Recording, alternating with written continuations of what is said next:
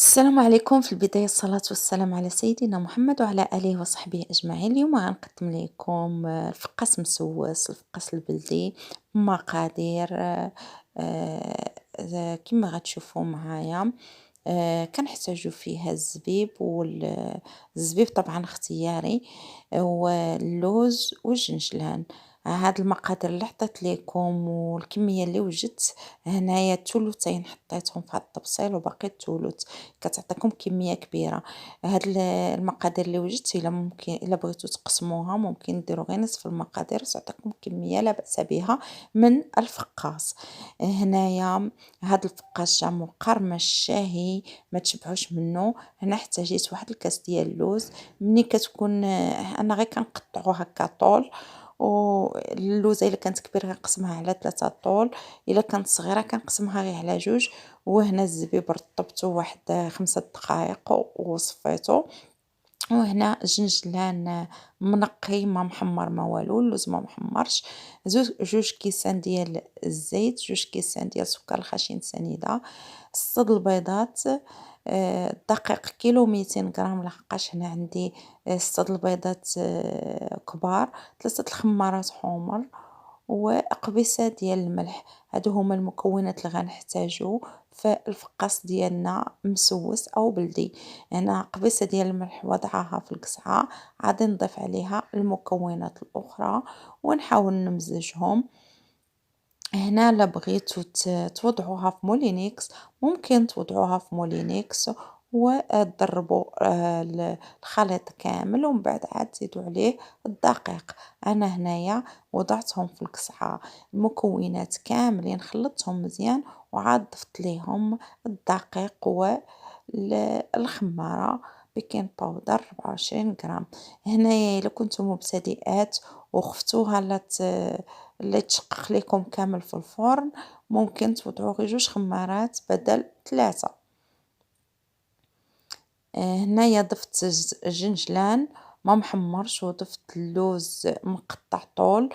هنا الا بغيتو نتوما توضعوا اللوز صايم هكاك حبات ممكن توضعوه واحد 20 دقيقة ولا ربع ساعة قبل ما تبداو الخليط ديالكم. هنا كديروا نص كاس ديال الماء او نص كاس ديال الزهر، نفس النتيجة كتعطيكم واحد الفقاس مقرمش وهشيش في نفس الوقت. هادو هما المكونات. كنبدا نحط نزيد هنايا غادي نزيد البيض.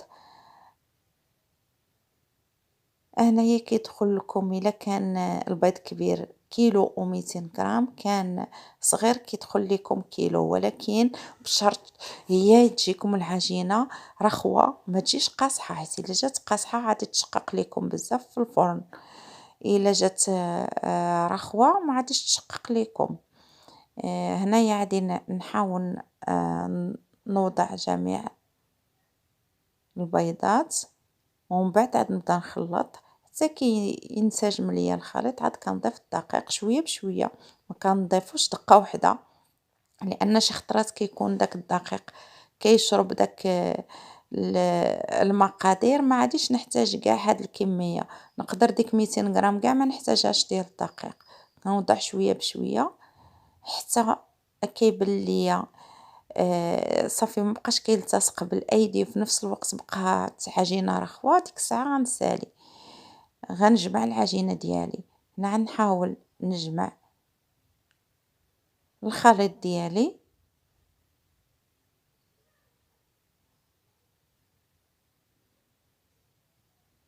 كما كتشوفوا معايا شويه بشويه. طبعا ما تنساوش ديك القبيصه ديال الملح كتعاد لكم الذوق. هنا كنجمع شويه بشويه لان القصعه هنايا بانت لي بحال الا جات عامره بهاد الخليط. طبعا بغيتو كما سبق ليا وقلت لكم بغيتو ديروا غير نصف المقادير ممكن ديروا نصف المقادير وحتحصلوا على كميه لا باس بها من الفقاس مسوس او فقاس بلدي. صراحه كيجي رائع، كيجي داك الجنجلان موزع على الفقاس ديالكم كامل. واخا وريتكم في الصور ما جاش باين داك الجنجلان وداك اللوز والزبيب، ولكن في الواقع وفي الصورة في الواقع فاش كتعضوا ديك الفقاص كتهزوها كتبان لكم كلها عامرة بجنجلان وبالزبيب واللوز. هنا كنبدا نوضع شوية بشوية الدقيق وكنجمع، نوضع ونجمع. صندوق الوصف عاد نوضع لكم المقادير. صافي كنبدا نوضع الدقيق ونوضع دوك الخمارات، بيكين باودر. انا وضعت 24 غرام، ممكن تكتفيو غير ب 16 غرام كافيه.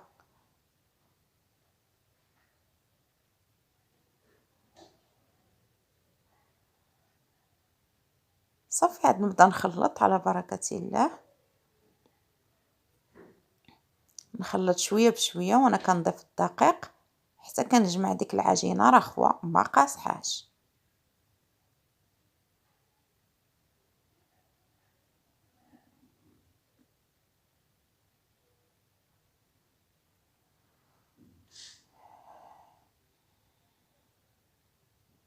صافي انا كنخلط في نفس الوقت كنزيد الدقيق لان باقي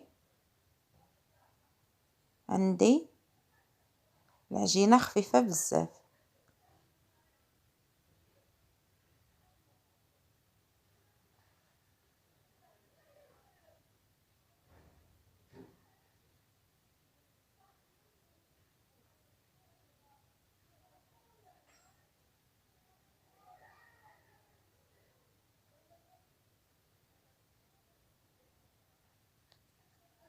هنا كنضيف الدقيق ونحاول نجمع، نضيف ونحاول نجمع حتى كنتحصل على عجينه ما كتلتصقش بالايدي وفي نفس الوقت رخوه ما قاصحاش باش ما تشققش ليا في الفرن.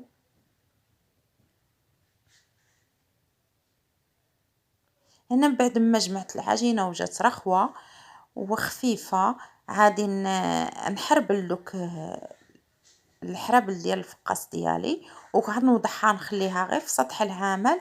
الا هبطات ليا يعني خصني نزيدها الدقيق، ما هبطاتش هي هذيك القوام هو هذاك ما عاديش تجي خفيفه، عاد تجي هي هذيك هشيشه في نفس الوقت ما تشققش ليا بزاف في الفرن. هنايا كنطلق دوك الحرابل ديالي غير شويه شويه كاملين ومن بعد عاد كنخليه عاد كنولي نطلقهم مزيان في الصينيه ونوضعهم في الصينيه. هنا انا وضعت في الصينيه ورق الطهي وحربت الحرابل ديال الفقاص كاملين في الصينيه ومن بعد دهنتهم كما غتشوفوا معايا. هنا شاركت معكم جميع المراحل من الاول للاخر بالنسبه للمبتدئات. هنا من بعد ما حربلت دوك الحرابل كنزيد نحربلهم مزيان ونوضعهم في الصينيه ديالي هما هادو. هنا كنحاول نقادهم باش كيجيو تقريبا بحال بحال في التقطيعه. هنا من بعد ما طابو انا قطعتهم غير بالسكين دوك السكين الحاد ديال الحاده اللي كنقطعوا به الخضر غير المهم يكون ماضي.